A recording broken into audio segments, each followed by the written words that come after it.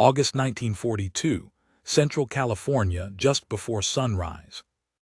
The sun hadn't yet broken over the dusty fields when the explosion echoed across the valley. It wasn't a shell, not in California, but it rattled the barn rafters and sent a dozen blackbirds screaming into the sky.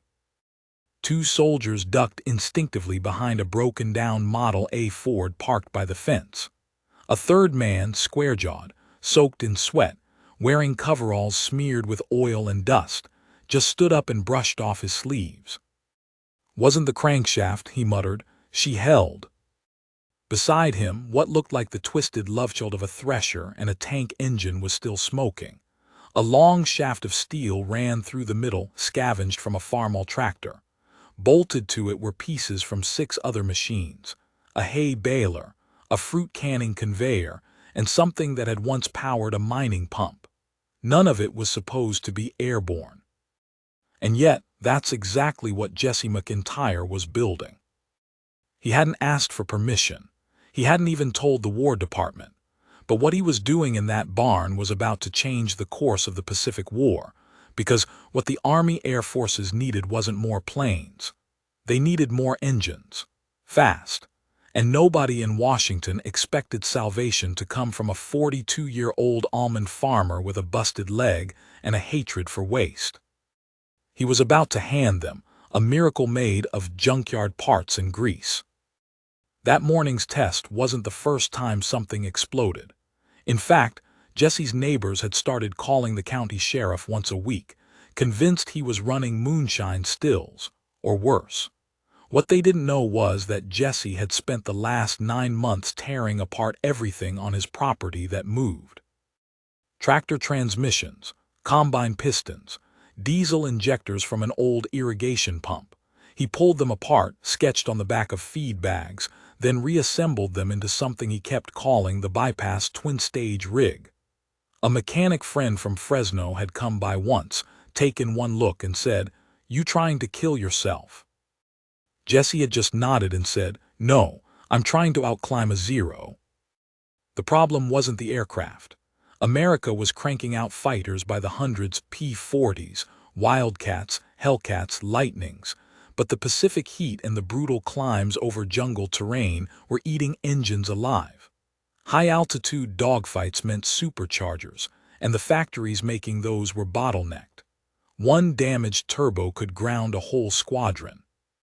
Pilots had died because their engines overheated or couldn't deliver thrust past 20,000 feet. And Jesse, whose cousin had gone down in flames off Rabaul, had taken that personally. So he'd torn down a washing machine motor and started drawing. That morning in the barn, the idea had finally roared to life and nearly torn itself apart. But it held, just long enough to convince Jesse it was real. The core of it was simple: 2 opposing pistons sharing a crank, fed through a modified intake that scavenged hot exhaust to pre-spin a second-stage fan. It wasn't quite a supercharger, but it boosted compression with fewer moving parts and fewer failures. He called it the Farm Boost rig. It wasn't elegant, but it could be built from parts already lying around. And more importantly, it worked. 3 days later, word reached the Fresno Army Airfield. A test pilot named Hank Tolliver showed up in a dusty Jeep with orders to shut the operation down. Instead, he stood there slack-jawed, watching Jesse's prototype roar into life again, this time mounted on a chopped-up truck axle and half a wing. "It can't deliver constant manifold pressure," Hank argued. "Then put a load on it," Jesse barked. "Simulate pitch." Hank did by tying the rig to the back of the Jeep and flooring it while the engine screamed on a weighted drum. It didn't die. It redlined at 3,200 RPM and held. The Army took Jesse to Wright Field the next week. He arrived in Ohio wearing his only suit, the one he'd worn to his father's funeral. Oil stains on the cuffs, one sleeve burned from an earlier backfire. The men at the testing division laughed, at least until they cracked open the rig and saw the simplicity. One of them, a young engineer who'd been stuck trying to fix turbocharger back pressure issues, stared at Jesse's design for 20 minutes without speaking. Then he pointed to the intake fins and whispered, This is a constant velocity scavenger loop. You used thermal differential." Jesse chewed his toothpick and shrugged. "I used a fruit dryer motor and a prayer." By October, the Army wasn't laughing anymore. The design was crude, but it was adaptable. The brass realized they could mass-produce Jesse's rig in shops that already existed: tractor factories, agricultural machine plants, even old canning assembly lines. Detroit could stay focused on airframes and tanks. The farmer's rig, as it started to be called, began showing up in a new batch of trainer aircraft, then as emergency power boost kits for Navy Corsairs. By spring of 1943, the Pacific Air Units had a new trick: a field-installable second-stage boost rig that didn't rely on vulnerable superchargers or delicate turbo parts. Ground crews could bolt it in with a wrench, using recycled parts from tractors and bulldozers. It wasn't perfect. It sometimes threw belts. It needed careful balancing. But it gave pilots 15–20% more power during climb, and in combat that meant living or dying. And in June of 1943, over the Solomon Islands, a 23-year-old Marine pilot named Cal Brewer found himself diving away from 2 zeros, with his engine coughing. One hit to the exhaust manifold had killed the turbo feed. But the farmer's rig, patched in by Seabees at Henderson Field just days before, kicked in automatically. It didn't scream. It growled. Cal pulled back hard. The extra thrust pulled him up through the clouds and out. He landed with 2 rounds in his wing and tears in his eyes. The crew chief found him staring at the rig. "That's why I'm still breathing," Cal whispered. Jesse never wore a uniform. He never saw combat. But by the end of 1943, over 1,200 rigs based on his design were in use across the Pacific. They weren't flashy. They weren't part of any official doctrine. But when the Navy needed more power and didn't have the time to wait for Detroit, they went to farm country. And in the barn where it all began, Jesse kept working, because he'd already started sketching something new. A twin-intake cooling bypass using chicken incubator fans. He wasn't done. By the time spring of 1944 rolled around, Jesse McIntyre's farm boost rig wasn't a rumor anymore. It was a quiet revolution. It had no official designation, no procurement stamp, no general's speech at a press conference, but it was in the bellies of fighters clawing for altitude above Bougainville. It was bolted to the firewalls of scout planes over New Guinea, and it was being replicated in Army workshops from Saipan to Subic Bay, with grease-stained copies of Jesse's original blueprints taped to the walls, some still drawn on brown paper feed bags. At Camp Pendleton, a young Navy mechanic named Rick "Tiny" Spencer, 6'4" and all biceps, stood over a Corsair engine bay, wiping sweat off his forehead with a rag covered in soot. The rig was humming like a song. "Don't know who made this thing," Tiny said, tightening the intake flange, "but I'd like to buy that son of a bitch a steak." Nobody ever corrected him, because by then the farmer was a ghost.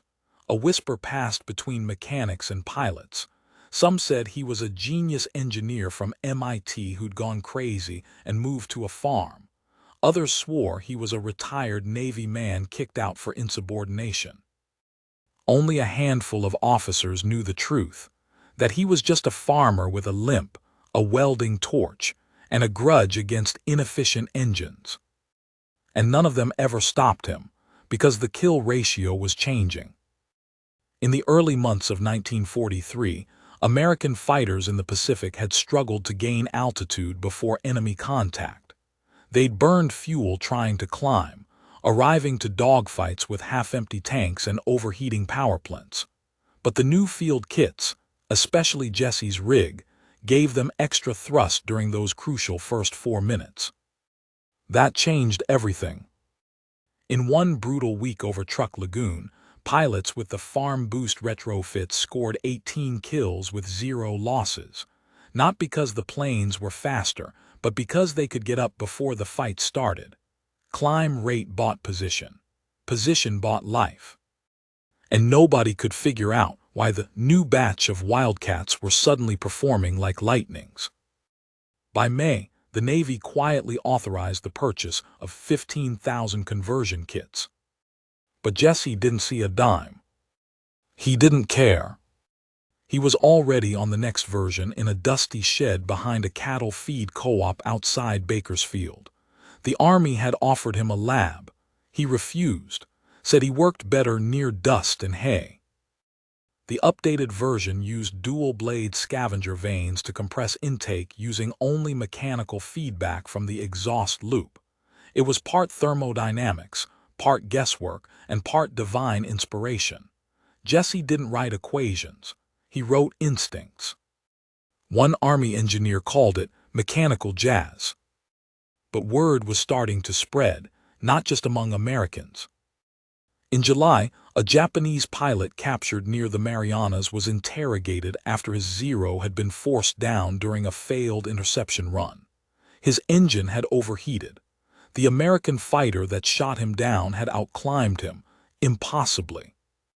He kept repeating a word in Japanese, shikumi, device, trick, secret rig. When shown a blurry photo of a Navy Corsair with a visible farm boost intake loop, the pilot just nodded. Hi, that one. The Japanese had no equivalent. And worse, they had no idea how the Americans were building them so fast. The secret was in the heartland.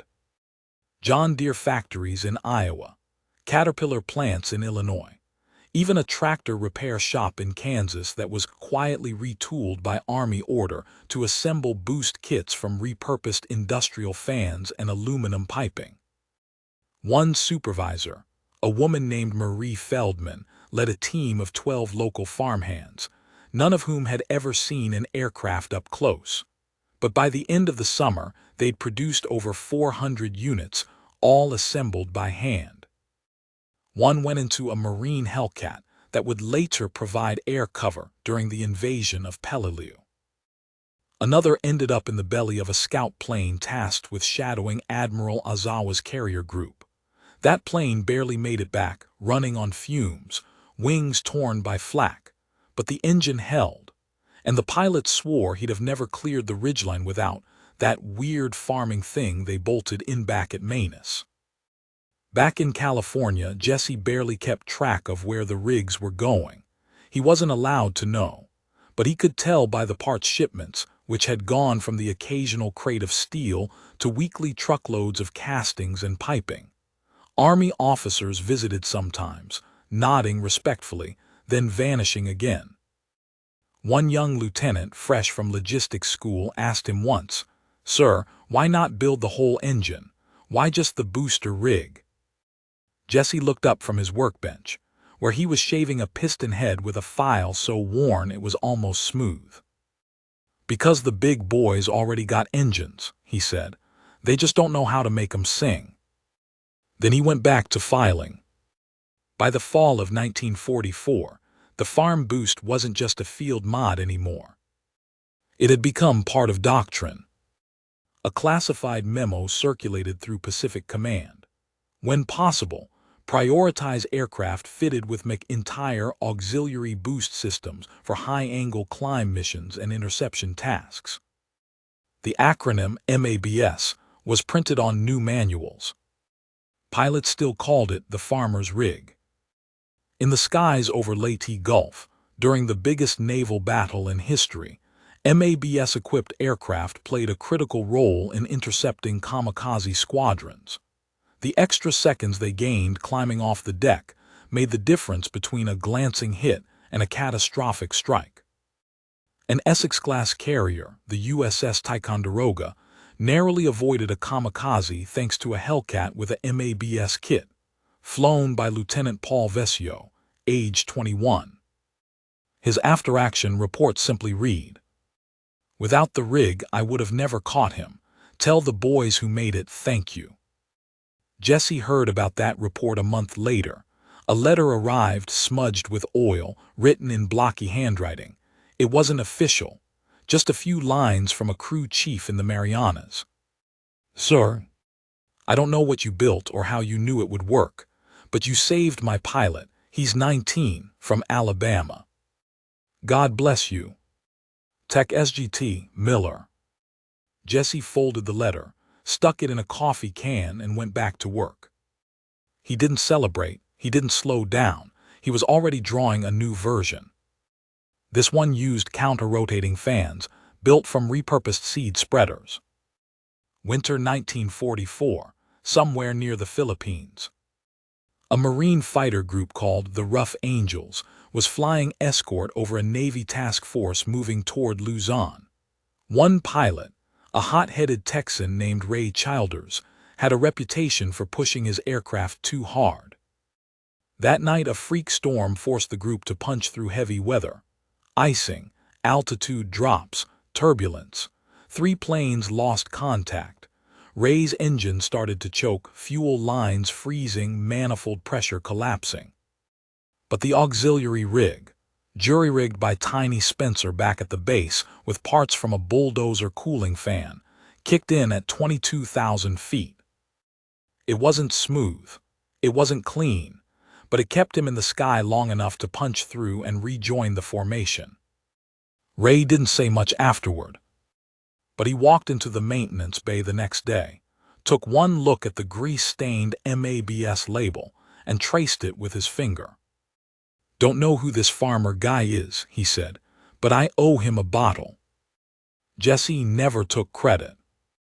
Even when the Army offered him a medal, the Legion of Merit, he declined to attend the ceremony. "I didn't fight," he said. "I just made tools for those who did." The medal was mailed to him. He kept it in a drawer with old seed catalogs. What mattered to him wasn't praise, it was potential. Because in his mind, there was always a better version, one that could work at higher altitudes, one that wouldn't need modification at the field, one that could survive enemy fire and keep delivering power with half the parts shot through. So he kept going. One night in early '45, a spark jumped from the workbench. His barn caught fire. He didn't run.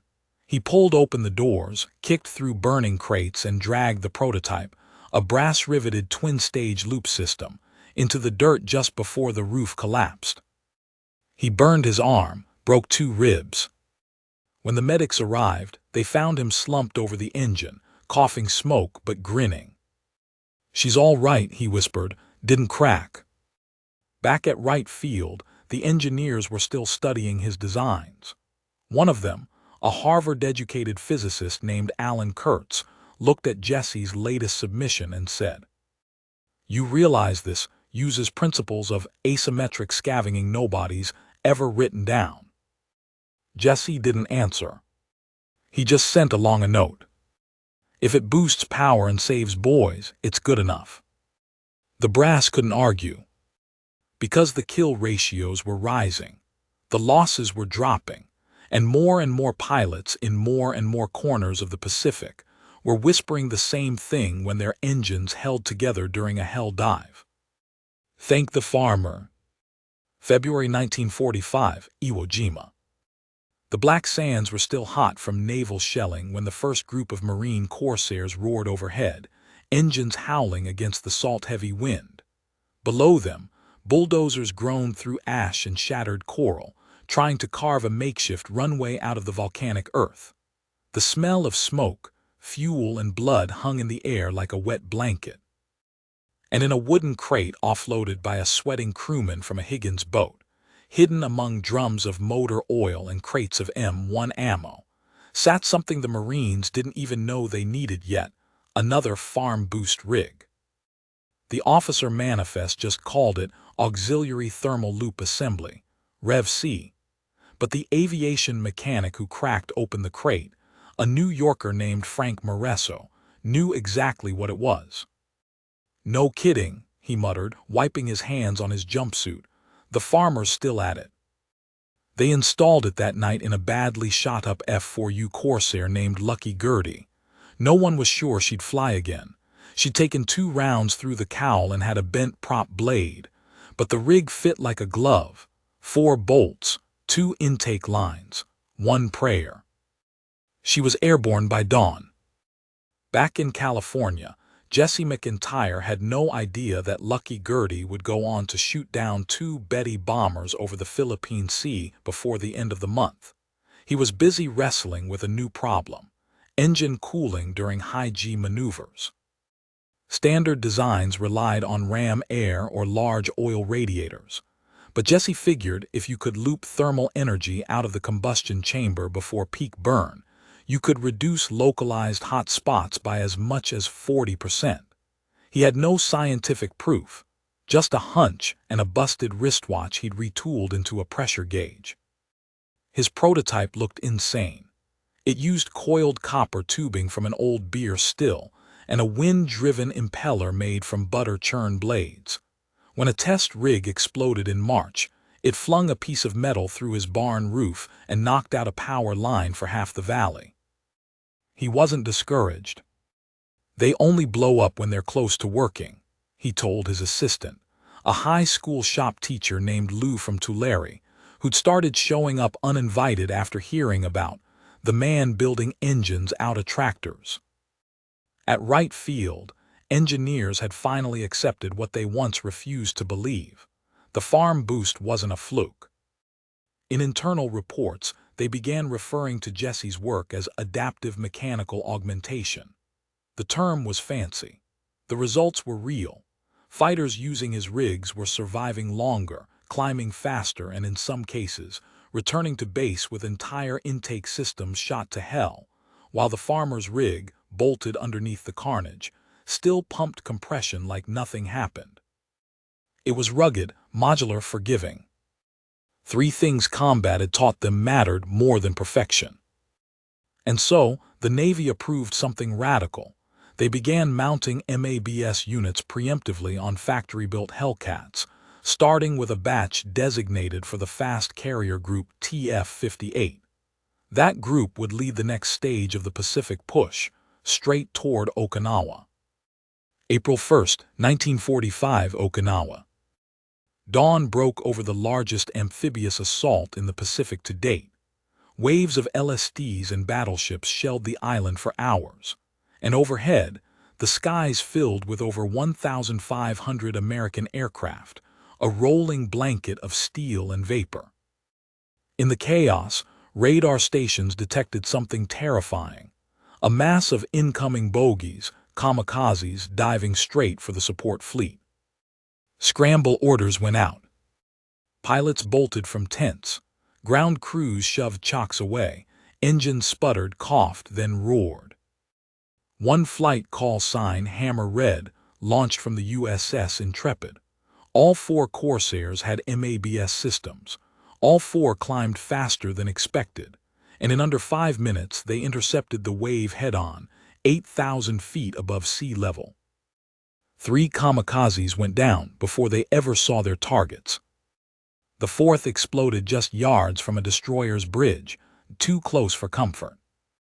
But without those 4 Corsairs, 400 men on that ship might have died. After the engagement, Commander James Halloway wrote in his combat report, "If those planes hadn't gotten up that fast, we'd be writing letters to 400 mothers. I don't know who made those rigs, but we owe them our lives."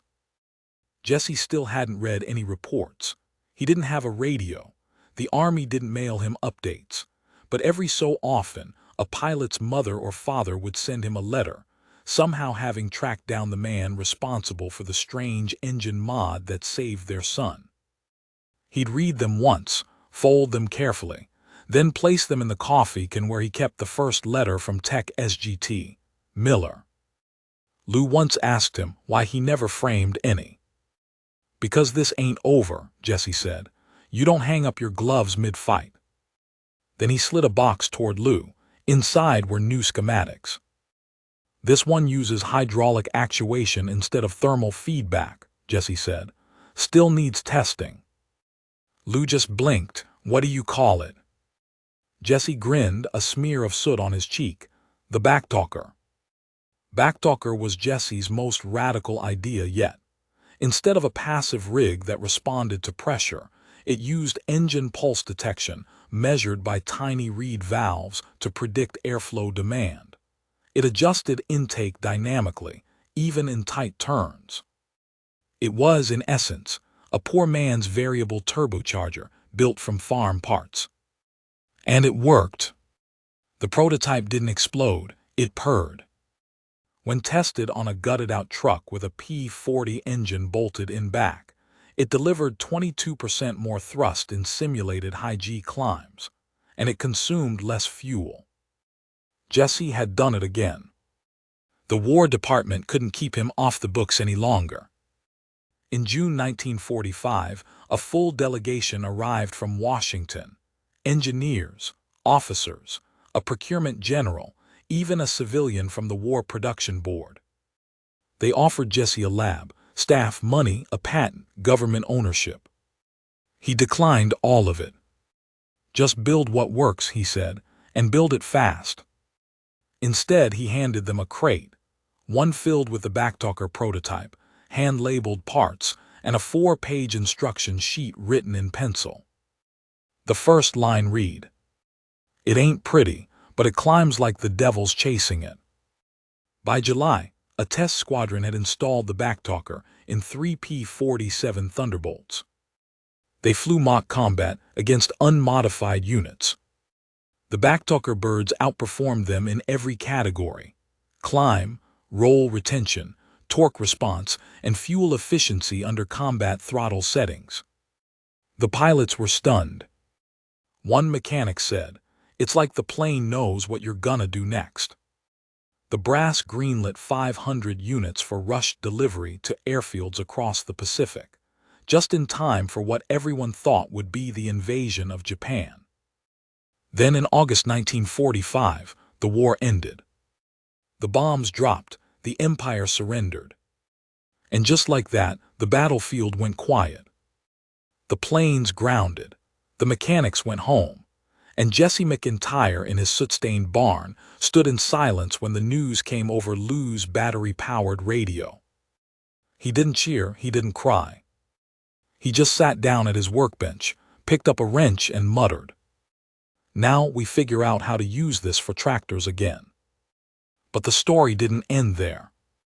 Because what Jesse had done, what he had proven, wasn't just about one war.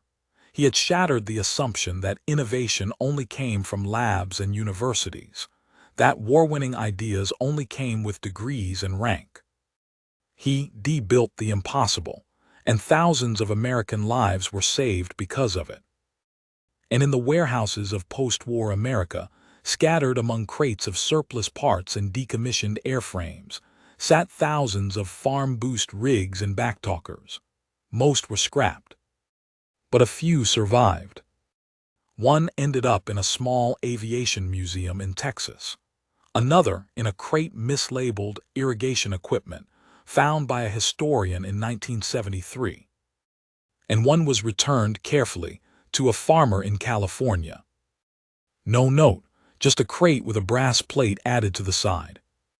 To Jesse McIntyre, who turned tractors into wings. From the pilots who lived. He never displayed it. He used it to power a thresher. And it worked beautifully. Autumn 1945.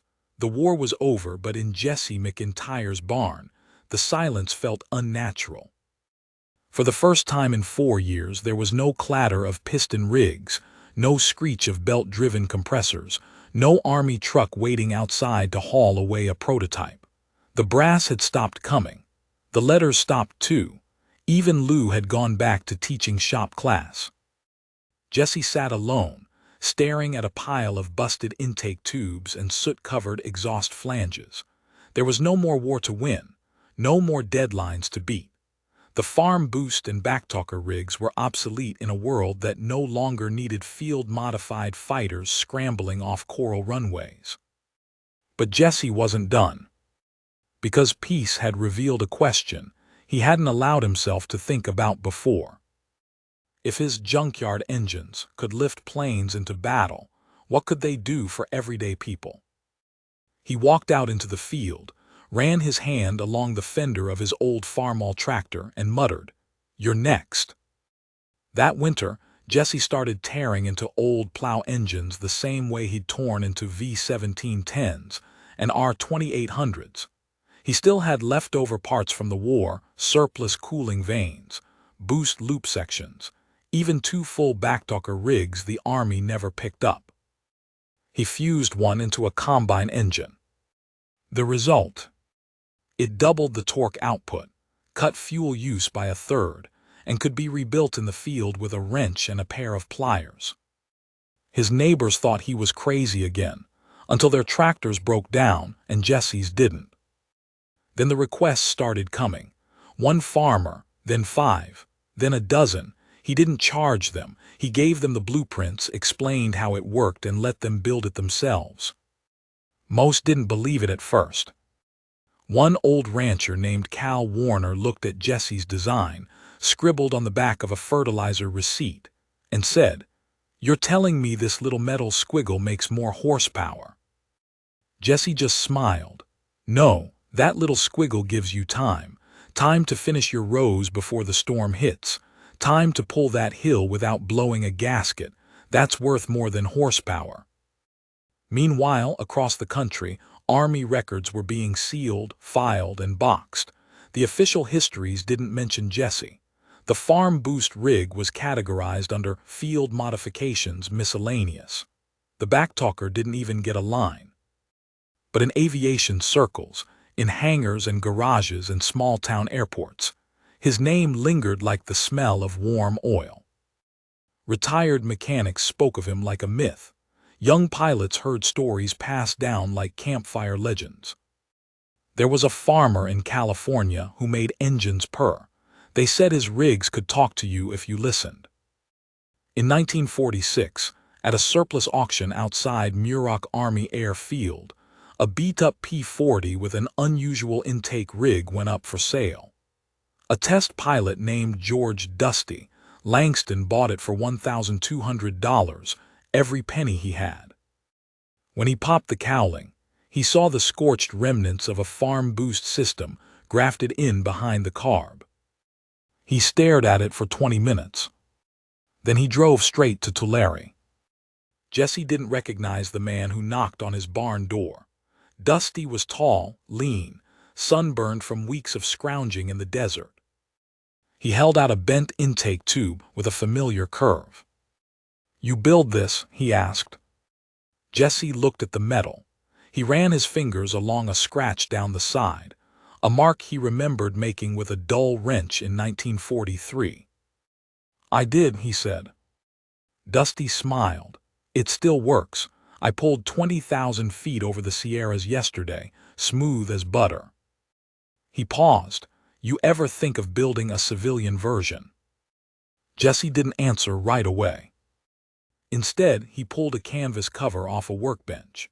Underneath sat a compact engine, small enough for a pickup truck, with a scaled-down scavenger loop, and a simplified pulse resonance controller made from recycled bicycle gears. "I call it the Talkbacker," Jesse said. "Same heart, half the weight, no Army required." Dusty just stared. And the next day, they started building. The Talkbacker was never mass-produced. There were no factories, no boards of investors, no newspaper ads, but word got around. By 1947, mechanics from as far as Montana were showing up at Jesse's farm with toolboxes and notepads. They stayed for a few days, asked questions, took measurements, then drove home to retrofit their own equipment. Some adapted it for trucks, others for crop dusters. One eccentric mechanic even managed to put it in a racing boat. And in every case, the rigs ran hotter, faster, and longer on less. One day, a young man in a pressed suit arrived in a government sedan. He was from Washington, War Department. Said he was compiling post-conflict impact assessments on civilian technological diffusion. He didn't care about engines, he just wanted numbers. "How many units have you sold?" he asked. "None," Jesse said. "How many licenses?" "0." The man blinked. "Then how do you account for the widespread replication?" Jesse shrugged. I told people how to build it, they built it. The man stared, baffled. But you own the patent. Jesse gave a tired laugh. Son, if a man's building something to feed his family, I'm not gonna charge him royalties for using a rig made out of milk and parts. The man scribbled in his notebook. He left 30 minutes later. Nobody ever came back. But not everyone forgot. In 1950, at a dusty little airstrip outside Bakersfield, veterans from the 5th Marine Air Wing gathered for a reunion. It wasn't official, just a bunch of old pilots, some with limp knees, some with fading eyes, all with stories. They raised beers, swapped lies, remembered the ones who didn't make it. And then one by one, without fanfare, they walked up to a man in grease-covered overalls sitting quietly near the edge of the hangar. No medals, no ribbons, just handshakes. "You saved me," one said. "You saved my wingman," said another. By the time the sun dipped below the ridge, Jesse's hands were covered in oil and tears. He didn't say much, just listened. And when they asked how he did it, how he'd figured it all out when so many engineers failed, Jesse simply said, "I listened to what the engines wanted, that's all." Later that night, Dusty walked with him back to the barn. "You ever think about writing it all down?" he asked. "The whole story?" Jesse shook his head. "What for?" "So people remember." Jesse stopped in the doorway. The moonlight spilled across the concrete floor, catching the edge of an old prototype. Its intake pipes rusted, one fan blade bent. "Engines remember," he said. "They carry it." He paused. "And the boys who flew 'em, they know." Dusty didn't push. He knew better. And yet, despite Jesse's refusal to claim credit, whispers of his work crept into aviation textbooks, not in the main chapters but in footnotes. Diagrams of unconventional secondary intake augmentation bore unmistakable fingerprints. Professors would mention the McIntyre effect, a term someone had made up, and engineering students would dismiss it as apocryphal. Until they saw it work. In 1961, a young NASA propulsion specialist named Carmen Vega visited a forgotten corner of the Air Force archives while researching pulse resonance flow systems. She stumbled on an old file labeled Auxiliary Engine Mod Farm-Derived Prototype. Inside were hand-drawn sketches, faded photos, and a memo praising superior field resilience in extreme thermal conditions. She followed the trail. And weeks later, she found herself standing in front of Jesse's barn. He was 61, slower, grayer, but still sharp. She asked him questions, technical ones, about pressure differentials, feed loops, resonance chambers. He answered all of them, patiently, even drew her new schematics when he saw flaws in her test rig design. She stayed 3 days. When she left, she hugged him and said, "You should be in a museum." He laughed. "I've got better lighting here." She later published a paper on field-driven thermomechanical innovation, citing Jesse's work without naming him. He insisted, "Let the engines take the credit." By the time Jesse passed away in 1974, he'd never been on a jet, never owned a car newer than 1941, never once charged for his inventions. But his rigs had flown over Midway, the Philippines, Leyte Gulf, and Okinawa. They'd saved men he never met. They'd lived in machines made for war and found new life in peace. And scattered across farms, airfields, and sheds, some rusted, some restored, his legacy purred on, hidden in the hum of an old engine climbing into the sky or a tractor pulling through a stubborn field. That legacy wasn't just in steel. It was in what he proved. That brilliance doesn't always wear a lab coat. Sometimes it wears boots and smells like diesel. And sometimes, the man who helped win a world war doesn't stand on a podium. He kneels in the dirt beside a busted valve and makes something impossible: run again.